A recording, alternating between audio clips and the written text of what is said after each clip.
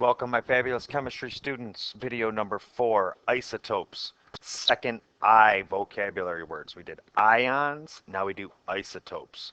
Please, guys, I know this. We're going to have to really pound these home so you guys don't get these mixed up. All right? So when we're done today, we will be able to define the term isotope and identify the subatomic particles that are responsible for making them. Okay, so isotope symbols. Oh, oxygen. Hmm. What is an isotope of an element? Well, not all elements are equal, okay, and they aren't always identical. There's an array of carbon atoms out there. So this whole percentile thing is going to come around later. We're going to use this in later videos. But what you need to see here is this is carbon 12, and this is carbon 13, and this is carbon 14. Well, if we start thinking about that, that's masses, right? So protons are king. So all carbons have 6 protons, right? So if I have 6 protons but a different mass, what must I be gaining?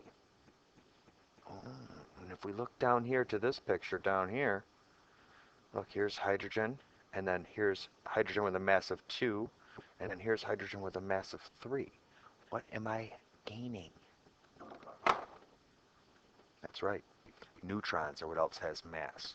So an isotope is atoms of the same element with different mass numbers. Of course, the atomic number never changes.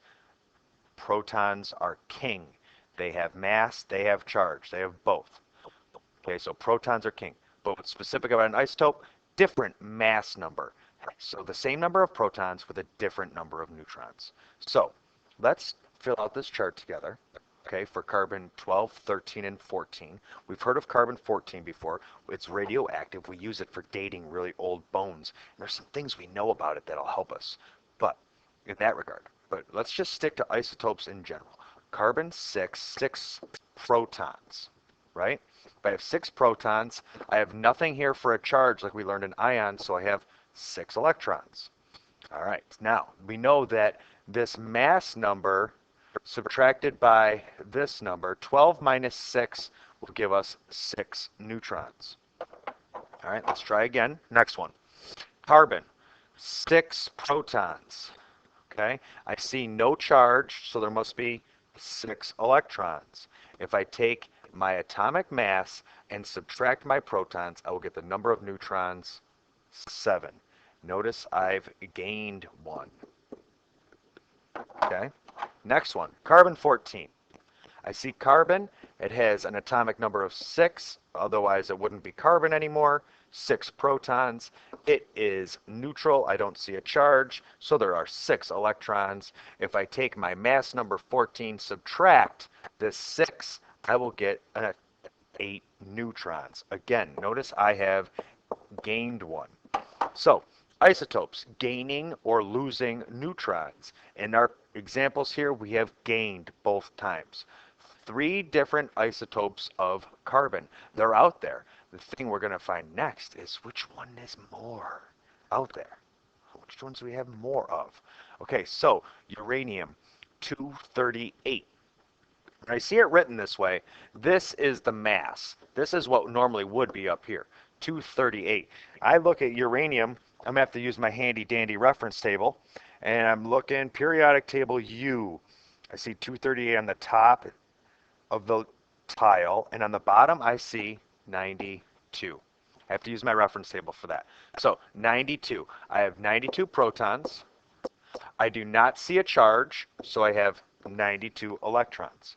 What I will need, though, is my calculator for this, because I need to subtract now this 92 from the 238. So 238 minus 92. Plug this in. 238 minus 92. I get 146 neutrons. Okay, I get this by doing 238 minus 92 equals 146. Beautiful. All right, uranium 240. Again, so this 240 refers to the mass, 240. If it is uranium, it must have 92 protons. So here we go, 92 protons. I see no charge, so there must be 92 electrons. To figure this number of neutrons out, it is the mass number 240 minus 92. That is going to equal, let me plug it in, 240 minus 92 equals 148.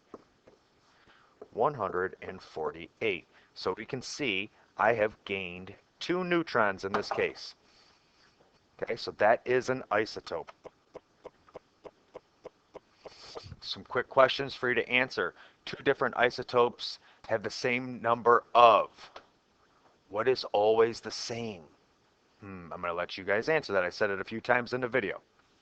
All right, 2 different isotopes in the same element must contain different numbers of. Ooh, what do we gain or lose in an isotope? 3.